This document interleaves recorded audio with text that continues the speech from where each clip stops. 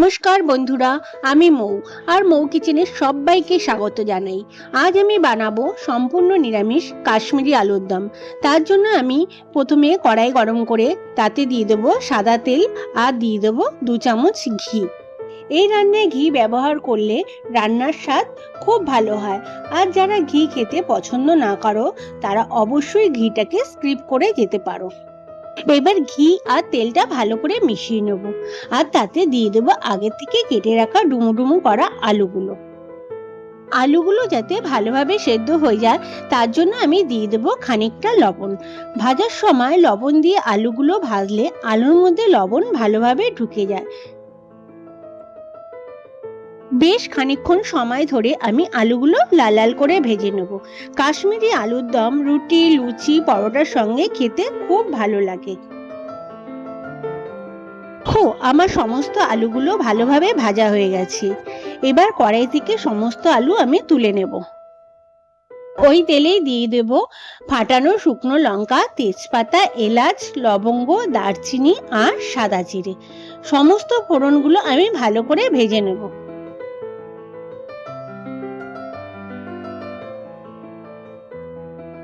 দিয়ে দেবো আগের থেকে বেটে রাখা কাঁচা লঙ্কা আর আদা বাটা। মশলাটি আমি একটু ভেজে নেব। দিয়ে দেবো 2 মাঝারি সাইজের টমেটো বাটা। টমেটো বাটাটাও আমি মশলার সঙ্গে কষিয়ে নেব যাতে টমেটোর কাঁচা গন্ধটা চলে যায়। দিয়ে দেবো ধনে গুঁড়ো, জিরে গুঁড়ো, লঙ্কা গুঁড়ো আর স্বাদ মতন লবণ। সবকিছু দিয়ে আবারও মশলাটা ভালোভাবে কষিয়ে নেব। মশলা থেকে আমার তেল বেরোতে শুরু হয়ে গেছে। এর মানে বুঝতে হবে যে আমার মশলাটি ভালোভাবে কষানো হয়ে গেছে। আর এই মশলাটি যে মিক্সার জারে পেস্ট করেছিলাম সেই জার ধোয়া জল এবার মশলাটাতে দিয়ে মিনিট 5 ভালো করে ফুটিয়ে নেব। এবার তাতে দিয়ে দেবো স্বাদ মতন চিনিটাও ভালো করে মশলার সঙ্গে মিশিয়ে নেব।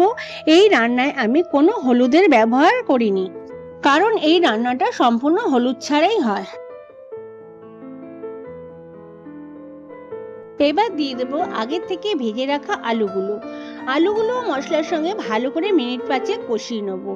কষানোর পরে পরিমাণ মতো জল, যতটা পরিমাণ জল দেওয়ার দরকার ততটাই দেব যাতে আলুগুলো সেদ্ধ হয়ে যায়। এখানে আমি হালকা উষ্ণ জল ব্যবহার করেছি। একটা ঢাকনা দিয়ে ঢেকে দেব। খানিক বাদে ঢাকনাটা খুলে দেখে নেব আলুটা আমার ভালোভাবে সেদ্ধ হয়েছে কিনা।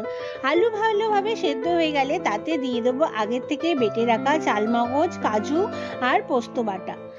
মিশ্রণটি দিয়ে ঝোলটা আরো খানিকক্ষণ ফুটিয়ে নেব।